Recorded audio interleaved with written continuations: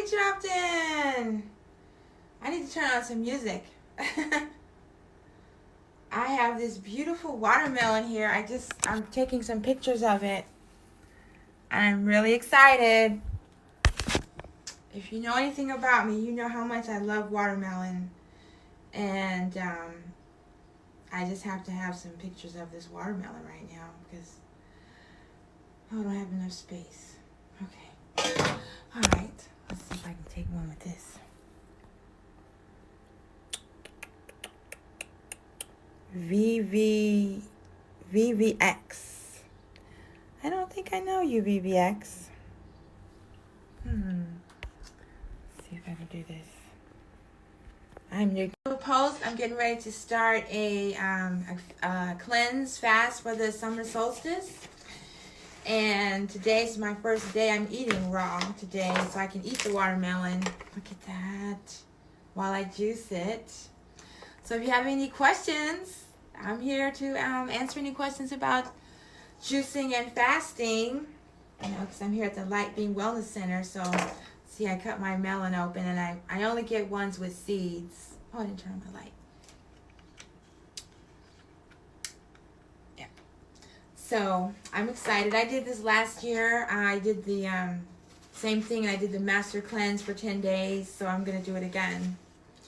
And I'm really looking forward to it. Have any of you all done any cleansing or fasts? Anyone that's still on?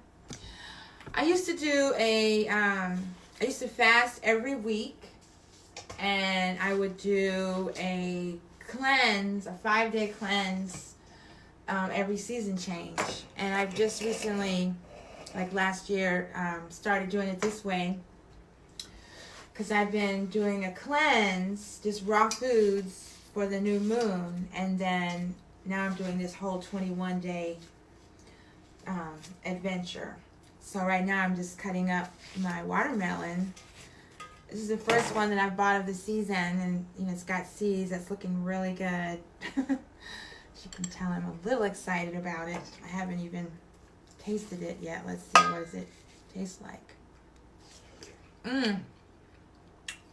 Oh, yes. This is very good watermelon for, you know, the end of May or beginning of June.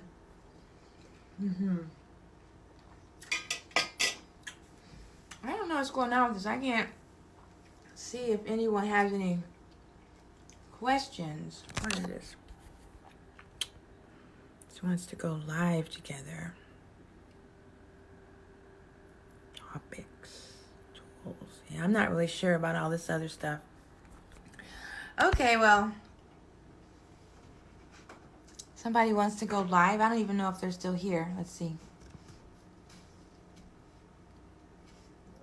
Yeah, she's not there. Okay. Well, somebody's there. Okay. Yeah, I'm just making watermelon juice today. I'm just cutting up watermelon. And I'm starting this fast in a few days. So if anyone has any questions about fasting, or you want to share your experience, have you ever done the master cleanse? This will be my second time doing it in June. I've done it like decades ago when my children were really young. And last year I did it, and it was so awesome. I said, you know what, I'm going to do this every year. So that's what I'm going to do. I'm doing, like I said, I'm doing 5 days raw, and then 5 days of just juice, and then 10 days of the master cleanse, and then 1 to 3 days of water. Just depending on how I feel. I did 10 days of water one time before, and that was a little intense. So I don't think I could do 10 days of water. It was in the winter time though, so it might be different. But if anyone has any questions, I could invite you on and we could chat. Hi, beautiful. Hi, beautiful to you too. Oh, my dog almost knocked this over.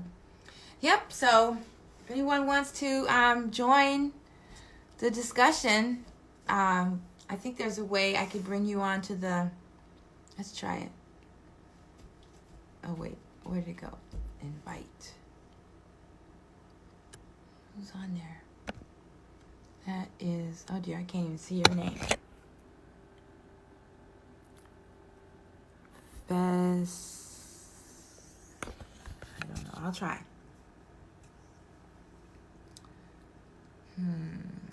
Nope, I don't see it. Thought it would be on top.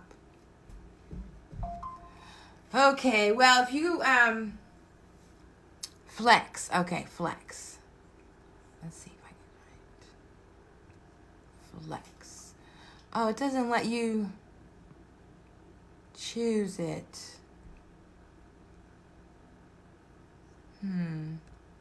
Okay, well, I'm sorry, Flex. I don't know how to do this. Oh, wait.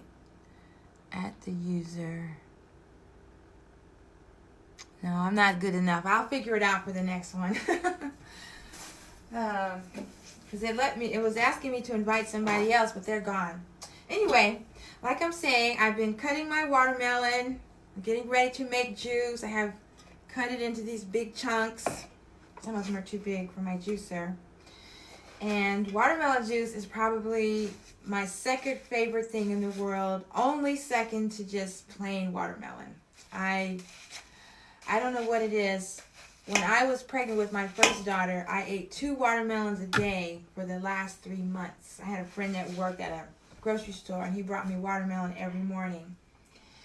And I just ate so much watermelon. And then I asked my mother about it, and she said she ate a lot of watermelon when I was born. She was pregnant with me too, so it must run in the family. But I'm going to cut up the rest of the watermelon and put it away, because I'm not going to use it all. Yep. So, oops, I'm going to say something. Let's see. Yes, I eat a lot of watermelon. Especially in the summertime, I eat it more than anything else. Just like it's just water. And I like to make watermelon juice with fresh mint, but I don't have any fresh mint today, so it's just plain watermelon. But I'm going to get some fresh mint. Yeah, 2 watermelons a day, and because we had a home birth.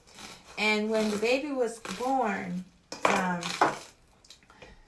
it was a home birth, and we didn't have a midwife or anything. We were just doing it ourselves. And right towards the end, this crazy woman showed up and wanted to help us. And she was all fearful and negative, and she changed the whole vibe. And so subsequently, there was some stress towards the end, and I opted to go have the placenta delivered manually because it wasn't coming out. You know, it had been like an hour. And so we went, and the doctor pulled out the placenta, and he said it was the biggest placenta he had ever seen. It was like all twisted, and he says he doubts I would have been able to deliver that watermelon by myself. And he says, "What did you eat?" And I said, "I was eating 2 watermelons a day towards the last trimester. I wasn't eating anything but watermelon." Wait, I'm going to get my glasses so I can see the comments. There you go. Yeah, so I was just eating a lot of watermelon.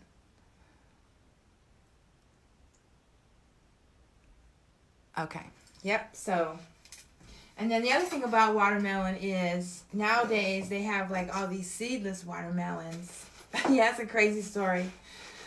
The doctor, they insisted on keeping the placenta. I had wanted to bury it, but they insisted on keeping it. I'm sure they fed a lot of aliens or made some healthy cosmetics with my baby's placenta. I got to keep the second one though, and we buried that one under the tree. But anyway, back to watermelons. It's so popular right now to get watermelons with no seeds. Those are genetically modified watermelons, so I try to avoid those. It's a challenge to find watermelons with seeds.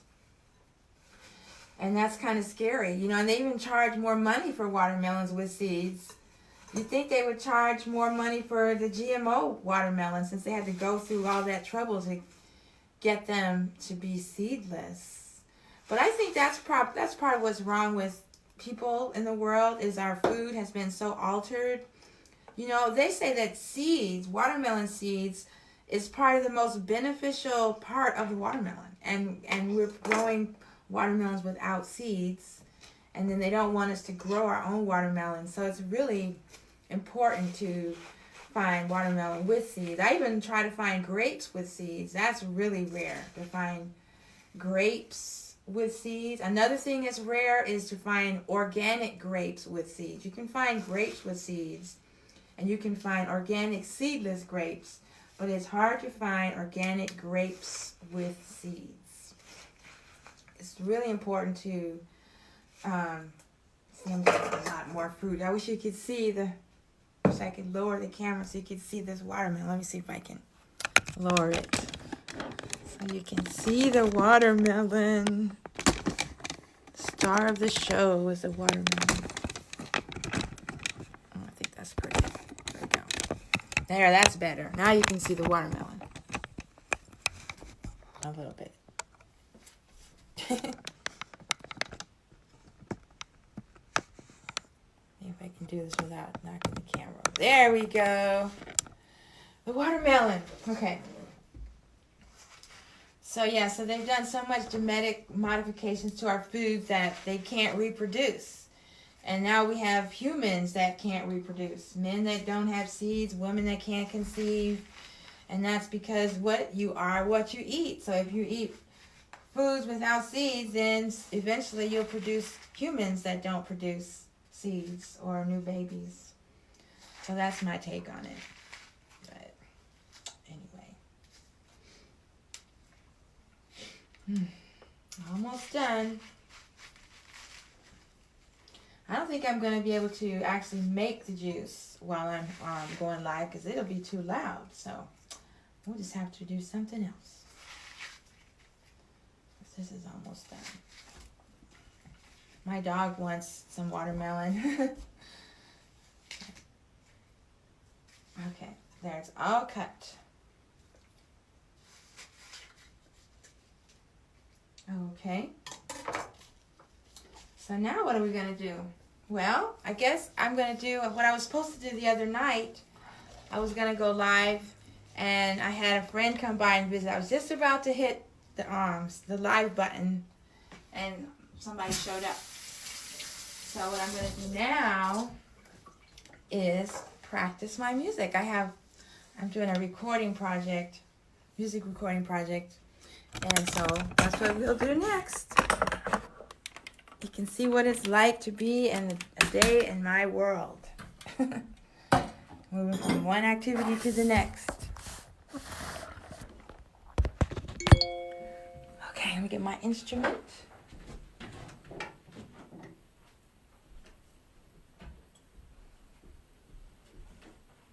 All right. So we're going to switch over. Someone wants to go live. Okay, I've never done this before. Hi. Hello. How you doing? I'm doing good. Oh. Are you gonna play that? Yeah. You know what this is? Oh, can I see it? Let me see. It's a sepriwa from Ghana. Handmade by You African. look like you got two instruments in one. Oh, yeah? Yeah, it looks like a drum. No, it's like a banjo type, and then we call it violin. I have both separate ways. Oh, okay. Yeah, it's from Ghana. It's a harp, African harp. Oh, that's interesting. Mm-hmm. Yeah, it's called a sepriwa. Seprewa. Okay, we call it like two different. What you have is like we have two separate ones. One is called Maatical, and the other one called Krar. And where is this? East Africa, Ethiopia. Ethiopia. Okay. Wonderful. I haven't been Yes, there. ma'am. Yeah, I'm gonna play. Yeah. Okay. Yeah, You have? I'm getting ready to record some of these songs for my new CD, so I'm just gonna practice here. I'd love to hear it. Okay. So these are Egyptian songs that I wrote. Let's see.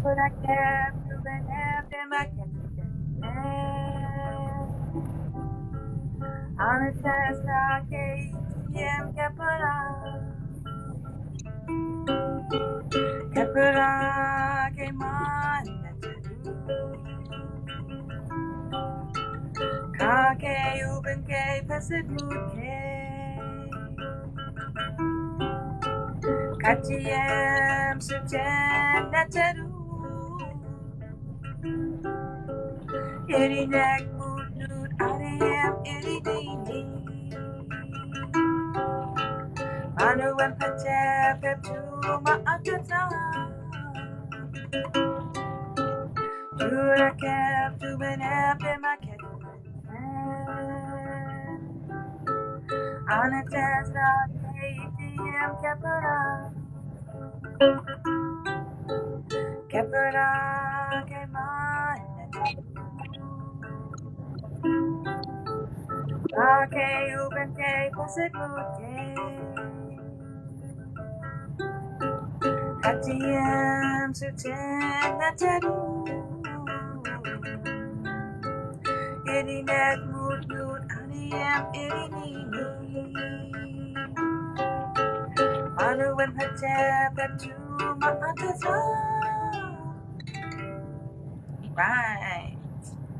So That's that's beautiful. well, thank you. That's Man, that's the lyrics are taken from the Pert in Heru, the Egyptian okay. ancient Kemetic book of Coming Forth by Day, and it's a song in honor of Kepra. Kepra is the ancestor that pushes the sun up in the sky, and Okay. about his being the creator of the cosmic forces of nature, the gods and goddesses, and his mother Nut is the one that raises him up, gives birth to him, and he's Okay. conceived in the double horizons. It's just a prayer we sing in the morning. So that's a nice. That's beautiful. Sounds beautiful. Like, Yeah. do you play any other instrument or just that? No, I play other instruments. I play some percussion, and my first instrument is the piano and the keyboard. So I have like Yeah. 5 reggae CDs out.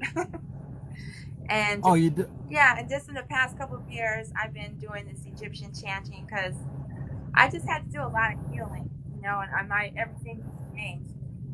So I still would love to do Yeah. reggae if I have any gigs. I have a band and everything. We just don't have any gigs.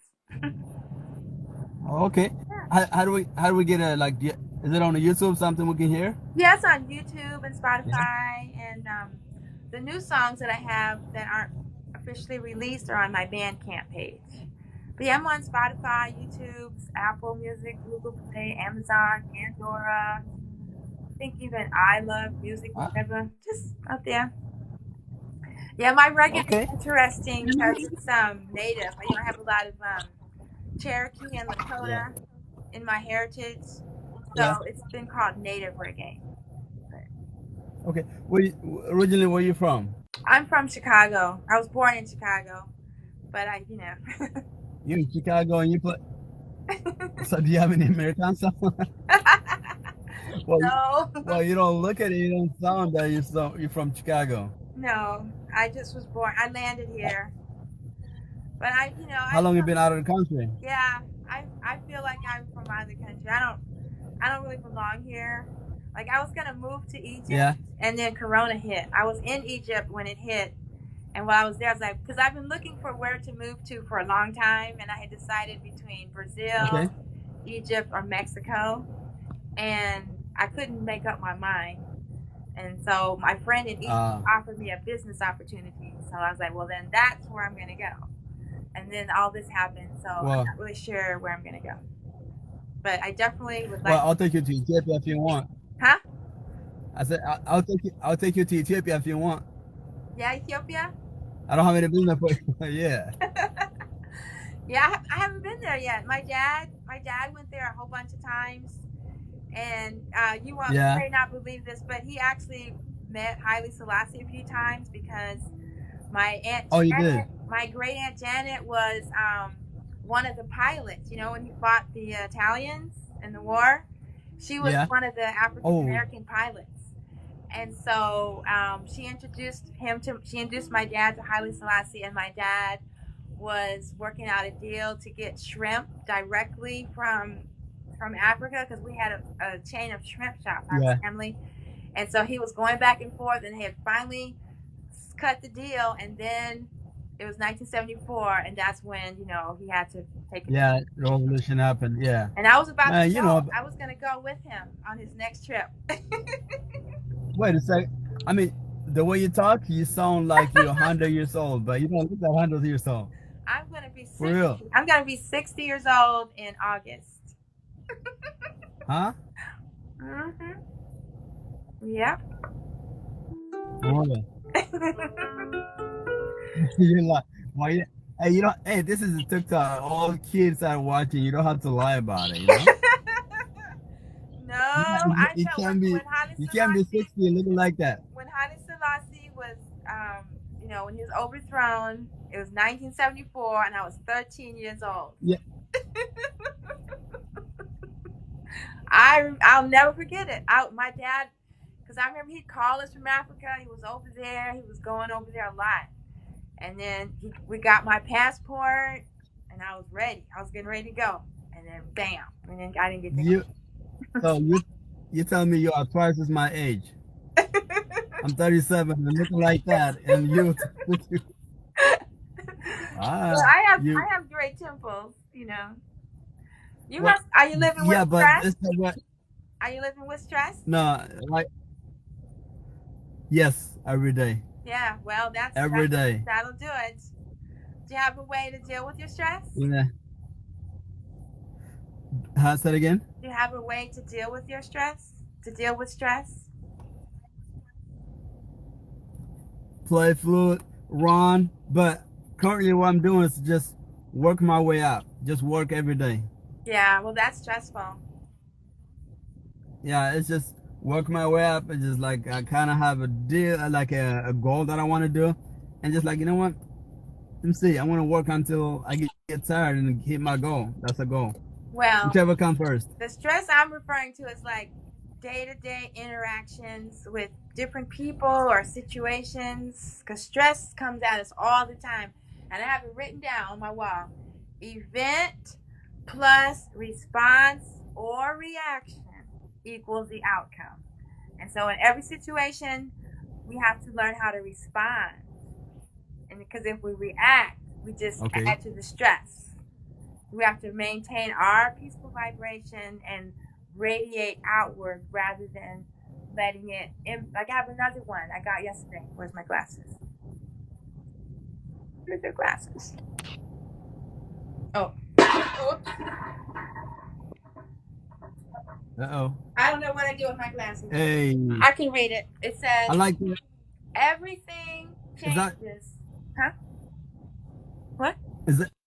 Sorry, but behind you, is that a picture or is that a wall? It's a wall hanging.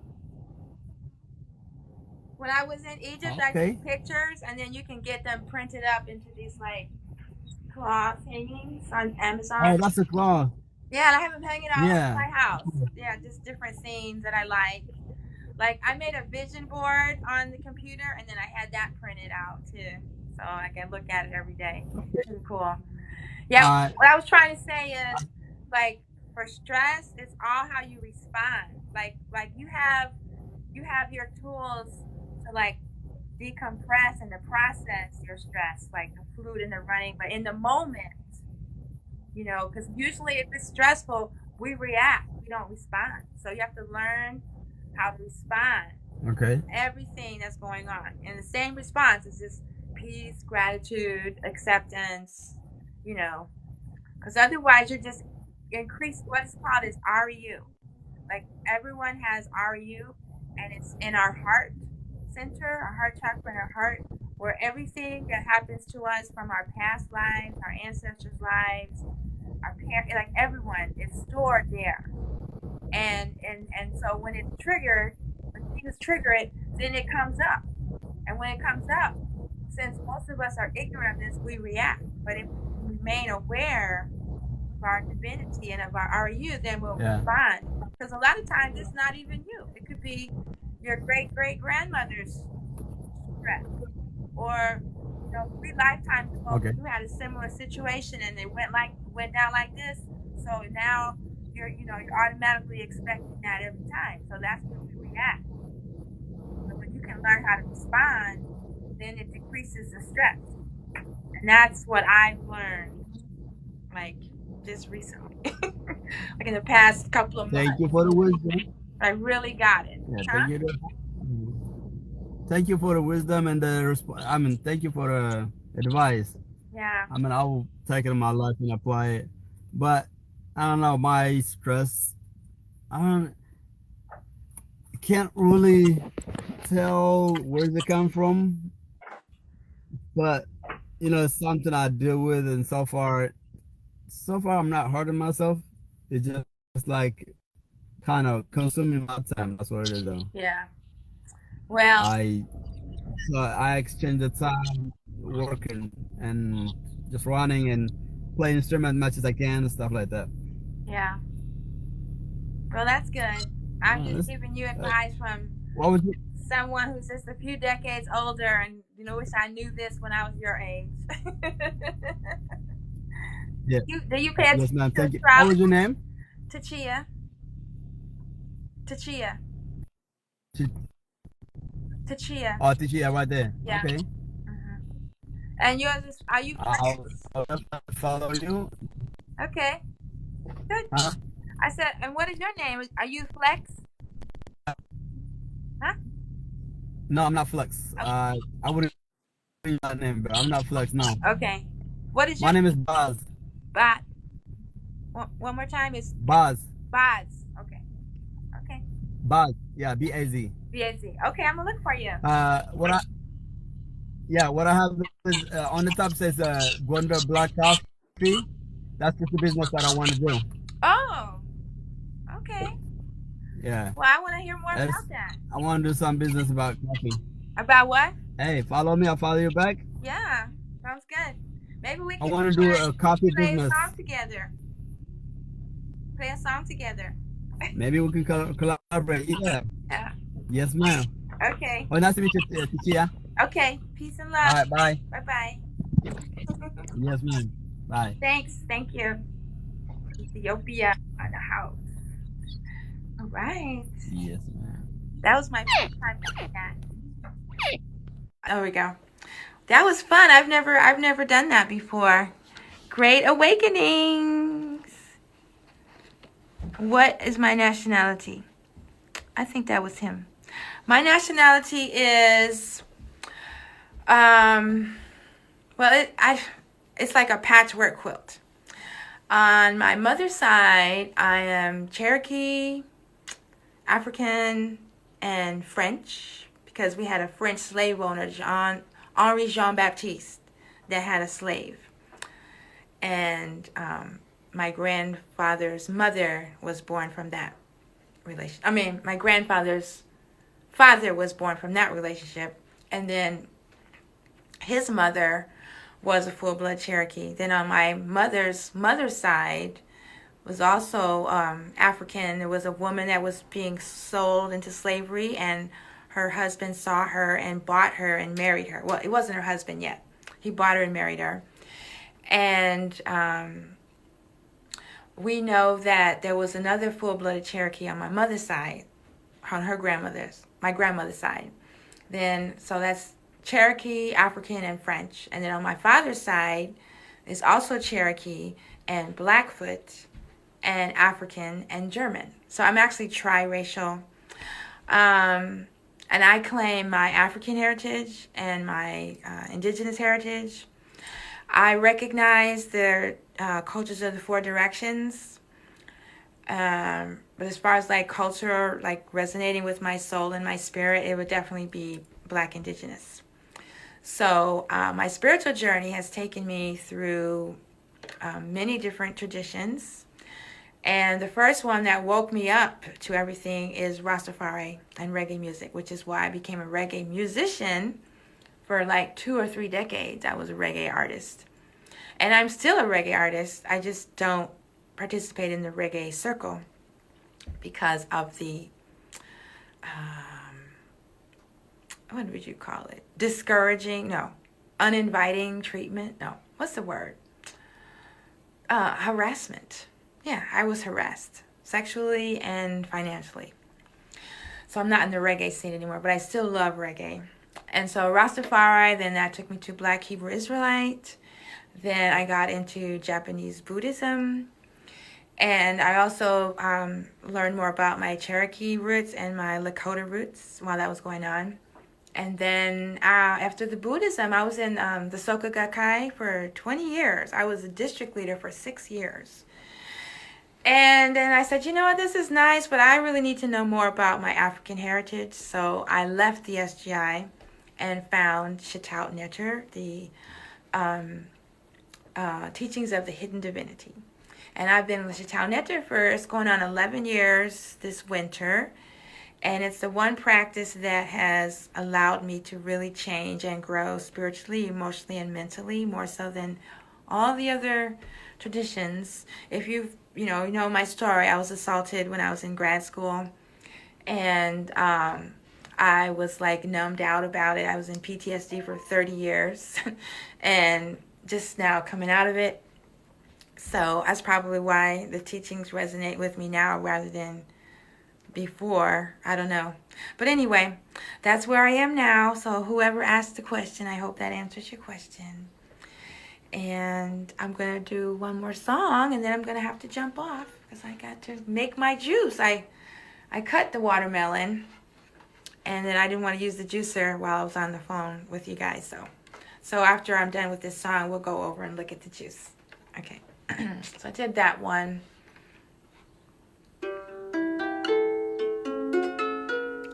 Oh, by the way, this is a Sipriwa. It's a Ghanaian harp, an African harp, in the style of the ones from ancient Kemet. So that's what I play the keyboard and the piano, but recent years I've been focused on these ancient traditional instruments because I've been doing a lot of healing and soul searching. And I was just tired of using a computer to play music. Okay. So this song is Om Ma'ati Ma'akeru. I learned it from our teacher, Sebai Ma, at Shataut Neter. And it's an offering for the goddess Ma'at in the form of Ma'ati, where she's the dual goddesses of Aset and Nebuchadnezzar, spirituality and physicality. And I do have an Egyptian name. It's Arit Neter Es Mary Ma'ati. And it means she who makes offerings of music to her divinity, her tutelary divinity, and is beloved by the dual goddesses of Ma'at. So the chant, the Hekau, means the one divine self manifesting as the dual goddesses of Ma'at. Truth, the goddess of truth above and below, heaven and earth, assist me in attaining spiritual enlightenment.